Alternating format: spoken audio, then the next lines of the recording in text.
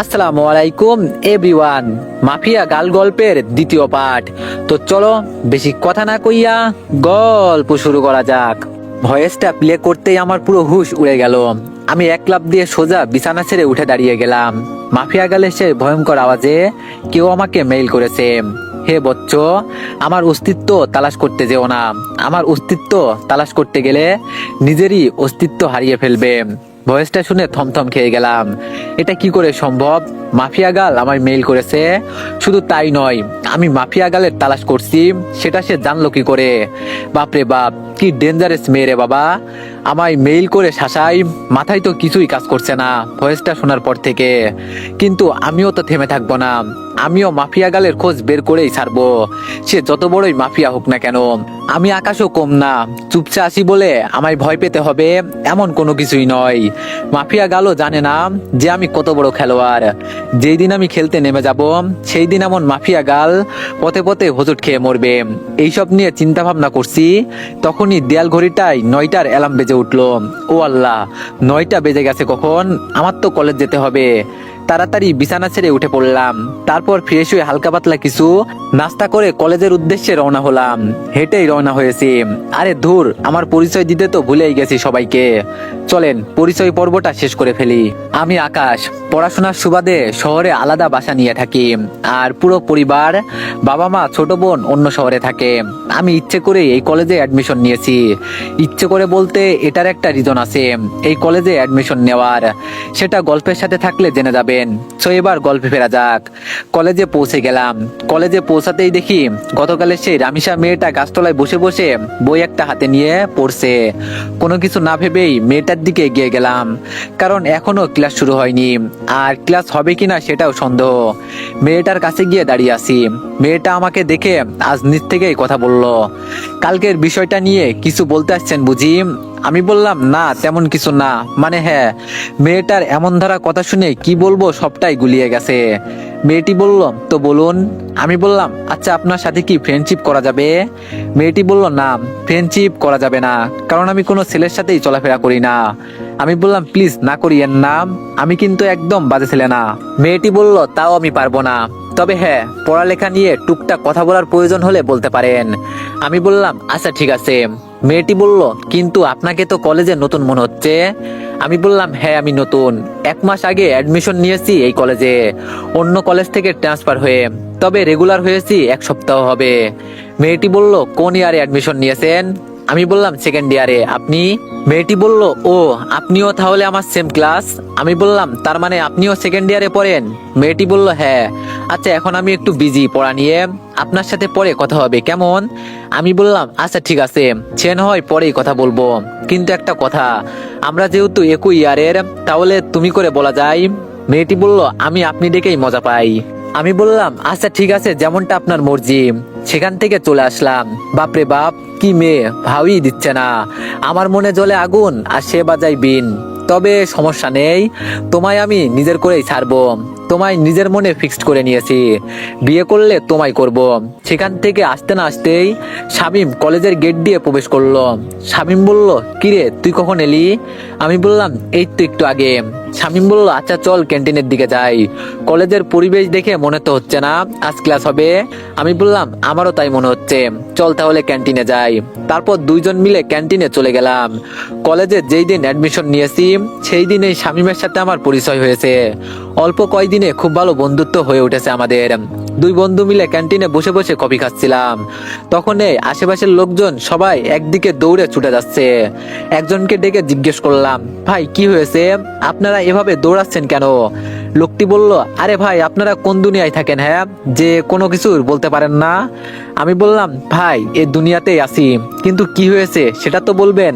লোকটি বলল, আরে মাফিয়া গাল রাফিদকে মেরে উল্লাস চৌরাস্তার মোড়ে লটকে রেখে দিয়ে গেছে।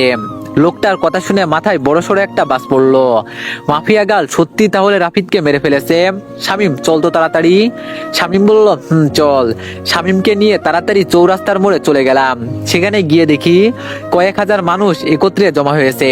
আর চৌরাস্তার মোড়ে একটা বটগাছের উপর রাফিদের লাশ ঝুলছে। রাফিদের লাশ দেখে নিজেরই কলিজা কেঁপে উঠলো। একটা মেয়ের পক্ষে কি করে সম্ভব এটা? একটা মেয়ে শহরের নামকরা নেতাকে এমন বিভৎস ভাবে মারলো যে দেখে বিশ্বাসই হচ্ছে না। চুপচাপ সেখানে নীরব দর্শকের মতো দাঁড়িয়ে আছে। ডিবি পুলিশ রাফিদের লাশ গাছ থেকে নামাচ্ছে। রাফিদের সারা শরীর স্পষ্ট। মানুষজনকে ঠেলে ডিবি পুলিশের দিকে এগিয়ে গেলাম। ডিবি পুলিশ রাফিদের লাশ মাটিতে নামালো। তাকে মাটিতে নামিয়ে শরীরের তল্লাশি চালিয়ে দেখে রাফিদের পকেটে একটা চিঠি, যেটাতে লেখা আছে, আজ দুপুর 3টায় আমি কালকের নাই লাইভে আসবো, সবাই তৈরি থাকেন ধামাকার জন্য। মাফিয়া গালের চিঠি পড়ে সবার চোখ কপালে উঠে গেল। কি করতে চাচ্ছে মাফিয়া গাল? রাফিদকে তো মেরেই ফেলেছে, আবার কি নতুন করে ধামাকা দিবে সে? না, আজ লাইভ দেখতে হবে। এইদিকে ডিবি পুলিশ সবার স্থান ত্যাগ করতে বলল। সবাই যে যার মতো চলে গেল। আমিও চলে আসলাম বাসায়। কলেজের দিকে আর গেলাম না। বাসায় এসে 3টা বাজার অপেক্ষা করছি। দুপুর 3টা বাজতে আর 2 মিনিট বাকি। তখন মাফিয়া গালের সেই ইউটিউব লিংকে ক্লিক করলাম আর চ্যানেলটা ওপেন হয়ে গেল। 3টা বেজে গেছে আর সাথে সাথে চ্যানেল থেকে মাফিয়া গাল লাইভে চলে আসলো। সে গতকালের ন্যায় মেকানিক্যাল একটা টোন ব্যবহার করে লাইভে এসেছে। আমি জানি আপনারা সবাই আমার লাইভের জন্য অপেক্ষা করছেন, সো অপেক্ষার পর কেটে গেছে। আমি চলে এসেছি, এবার হবে আসল ধামাকা। আপনারা সবাই রাফিদের লাশ তো পেয়ে গেছেন। এবার লিস্টে রয়েছে এসপি ওসমান। তার মরার পালা চলে এসেছে। এসপি ওসমান, মৃত্যুর জন্য তৈরি হয়ে নে।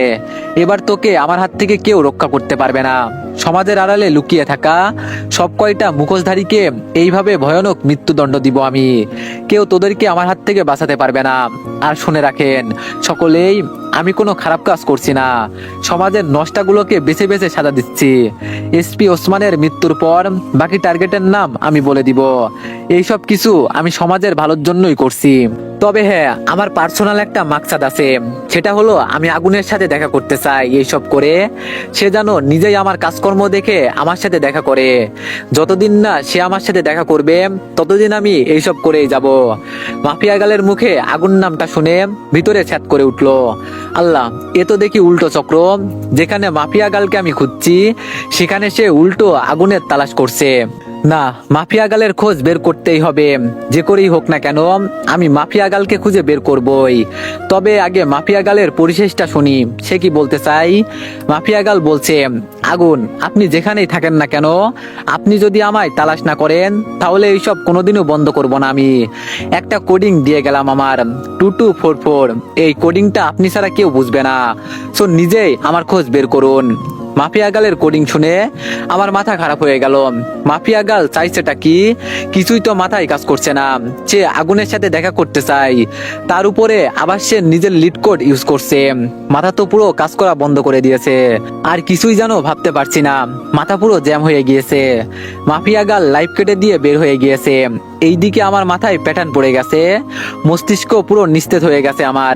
না আর না, আগে নিজেকে একটু রিল্যাক্স করি, পরে না হয় মাফিয়া গালকে নিয়ে ভাবা যাবে। ডাটা অফ করে দিয়ে শুয়ে পড়লাম। এখন একটু ঘুমাবো, পরে না হয় ঘুম থেকে উঠে বিষয়টা নিয়ে ভাবা যাবে। যেমন ভাবা তেমন কাজ, সব চিন্তা এপাশে রেখে ঘুমিয়ে পড়লাম। বিকালবেলায় ঘুম থেকে উঠে বাইরে চলে গেলাম। মাথা কেমন যেন ভারী হয়ে আছে। তাড়াতাড়ি কাকুর দোকানে যেতে হবে আমার, না হয় মাথা ঠিক হবে না। ওনার দোকানে গিয়ে চা খেয়ে আগে মাথা ঠিক করতে হবে। কাকুর দোকানে গিয়ে চায়ের অর্ডার করলাম। মাথার জ্যাম মোটামুটি ছুটছে মনে হচ্ছে। চা খেয়ে শরীরটা চাঙ্গা লাগছে একটু। হ্যাঁ, এবার শান্ত মাথায় ভাবি মাফিয়া গালের কথা। আচ্ছা, মাফিয়া গাল আমার খোঁজ করছে কেন? সেই চাই কি আমার কাছে? আর কেনই বা সেই সব কর্মকাণ্ড করছে? দেশে তো প্রশাসন আছে দুর্নীতিবাজদের শাস্তি দেওয়ার জন্য। তারপরও কেন মাফিয়া গাল আইনের বিপক্ষে যাচ্ছে? হাজারটা প্রশ্ন নিজেকে নিজে ছুড়ে মারলাম। এবার আমার শান্ত মস্তিষ্ক ধীরে ধীরে সব কয়টার প্রশ্নের উত্তর খোলাসা করতে লাগলো। দেখ, দেশের যেই অবস্থা তা কোনোদিন শুধরাবে না। একটার পর একটা দুর্নীতিবাজ পয়দা হয়েই যাবে, কখনো তাদেরকে থামানো যাবে না। নিজের মনের উত্তরের সাথে মাফিয়া গালের কর্মকাণ্ডে জাজমেন্ট করলাম। পরিশেষে যা বুঝতে পেলাম, হ্যাঁ, মাফিয়া গাল একদিকে ঠিকই করছে। যাদের শাস্তি হয় না সে তাদেরকে শাস্তি দিচ্ছে। এমন একটা মানুষেরই অভাব ছিল দেশে। কিন্তু একটা জিনিসের উত্তর কোনোভাবেই পেলাম না। মাফিয়া গাল আমার খোঁজ করছে কেন? কি চাই সে আমার কাছে? এটার উত্তর আমার জানতেই হবে। তবে তার জন্য মাফিয়া গালকে দরকার আমার। হ্যাঁ, মাফিয়া গালকে দরকার আমার। মাফিয়া গাল, তুমি অপেক্ষায় থাকো, জলদি দেখা হচ্ছে তোমার সাথে। কাকুর দোকান থেকে উঠে চলে এলাম। ভিতরে খালি একটা জিনিস, এই কাজ করছে মাফিয়া গালের খোঁজ বের করা। হ্যাঁ, সেটা আমি অতি শীঘ্রই বের করে ফেলবো। তারপরে হবে আসল খেলা। যদি অসাধু কোনো মতলব থাকে আগুনকে নিয়ে মাফিয়া গালের, তখন মাফিয়া গাল বুঝতে পারবে যে কত ধানে কত চাল। আগুনও কোনো ফেলনার জিনিস না, সেটা সে তখন হাড়ে হাড়ে টের পাবে। তবে তার একটা হেস্তনেস্ত করবই আমি। সে আগুনকে হয়রানি করিয়েছে, সে জানে না যে সে আগুন নিয়ে খেলা করছে। যে আগুন বছর 3 আগে জ্বলে উঠেছিল, সেই দিন কয়েক শতাধিক মানুষের চোখে মুখে ছিল কান্না, আর আতঙ্কে ছিল পুরো দেশ। আর সেই আগুনকে মাফিয়া গাল নামক 2 দিনের একটা মেয়ে ফোর্স করে দেখা করার জন্য। এটার মজা তাকে বুঝাবো আমি। এইসব নিয়ে ভাবতে ভাবতে বাসায় চলে এলাম। বাসায় এসে কিছু সময় বই নিয়ে ঘাটাঘাটি করে উঠে পড়লাম। তারপর খেয়ে দিয়ে বিছানায় পিট এলিয়ে দিলাম। শুয়ে শুয়ে ফেসবুকিং করছি, নিউজ ফিড ঘাটছিলাম। তখন মাফিয়া গালকে নিয়ে একটা পোস্ট সামনে এলো। কে যেন গ্রুপে মাফিয়া গালকে নিয়ে পোস্ট করেছে। পোস্টের ক্যাপশন লেখা, mafia girl it's the best woman in the world. ইস, আমিও যদি মাফিয়া গালের মতো হতে পারতাম। পোস্টটা দেখে একটাই রিয়াকশন মনে পড়লো, বাবা গো বাবা, টুরু লাভ। আরে বেডা, তোর যদি এতই মাফিয়া গালের মতো হওয়ার ইচ্ছা, তাহলে লিঙ্গ পরিবর্তন করে মাফিয়া গালের মতো কাজকর্ম শুরু করলেই তো পারিস। যত সব বিরক্তকর পোস্ট, মাথা পুরো বিগড়ে যাচ্ছে আমার মানুষের এইসব আহ্লাদ দেখে। কি যে পেয়েছে মাফিয়া গালকে নিয়ে মানুষ আল্লাহ জানে। যেখানেই যায় সেখানেই মাফিয়া গাল আর মাফিয়া গাল, পুরো ডিসকাস্টিং। বাঙালি কিছু একটা পেলেই ভার্চুয়াল জগতে তোলপাল শুরু করে দেয়, বিশেষ করে ফেসবুকে। বিরক্ত নিয়ে ফেসবুক থেকে বের হয়ে আসলাম। তারপর ঘুমিয়ে গেলাম। পরের দিন সকালবেলা উঠে কলেজে চলে গেলাম। কিন্তু আমি আমার খোঁজ চালু করে দিয়েছি। মাফিয়া গালের খোঁজ করতে করতে 2-1 দিন কেটে গেল। অনেক চেষ্টা চালিয়েছি মাফিয়া গালের খোঁজ বের করার, কিন্তু কোনো রকমই খোঁজ বের করতে পারলাম না। কিন্তু আমি হাল ছাড়বো না। তবে একটা কথা, আমি যদি পাওয়ার খাটাই তাহলে ঘন্টাখানিকের মধ্যে মাফিয়া গালের খোঁজ পেয়ে যাব। কারণ আমার জন্য কোনো কিছুই অসম্ভব না। আমি সেই খাতারনাক খিলাড়ি, যে কিনা অনেক বড় বড় মাপের মানুষের হাল খারাপ করে দিয়েছি। আমি সেই আগুন। আমি একবার হাতের ইশারা করলেই মাফিয়া গালকে আমার সামনে নিয়ে চলে আসবে আমার ছেলে পেলে। কিন্তু আমি চাই না পাওয়ার খাটাতে, আমি চাই নিজের বলে ওকে বের করব। আর তাছাড়া পাওয়ার খাটাতে গেলে আমার অতীত সামনে চলে আসবে, কিন্তু আমি চাই না আমার অতীত সামনে আসুক। তাই চুপিসারে খোঁজ চালাতে থাকলাম। এভাবে আরো কয়েকটা দিন কেটে গেল। আমি মাফিয়া গালের খোঁজ চালু রাখলাম, এখনো তাকে বের করতে পারিনি। তবে হঠাৎ একদিন আরেকটা ভয়ঙ্কর ঘটনা সামনে এলো। মাফিয়া গাল সেই এসপি কে মেরে ফেলেছে। শুধু তাই নয়, রাফিদের থেকেও বীভৎসভাবে মেরেছে তাকে। এসপি কে মেরে তার যৌনাঙ্গ কেটে মুখের সাথে সেলাই করে দিয়ে কারেন্টের খাম্বায় লটকে রেখেছে। সাথে গলার মধ্যে একটা নেম প্লেট ঝুলিয়ে দিয়েছে, যাতে লেখা আছে, আমি এসপি এনামুল। দুর্নীতির জন্য আজ আমার এমন ভয়াবহ মৃত্যু হয়েছে। এবার তো আরো আতঙ্ক ছড়িয়ে গেল।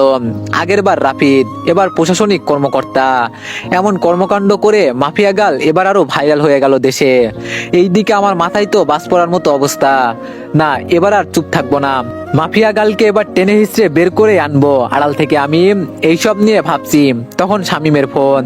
শামিম বলল, কিরে কই রে তুই? আমি বললাম, চৌরাস্তার মোড়ে। কেন? শামিম বলল, রামিসা তোর খোঁজ করছে, তাড়াতাড়ি কলেজে আয়। আমি বললাম, হঠাৎ রামিসা আমার খোঁজ করছে কেন?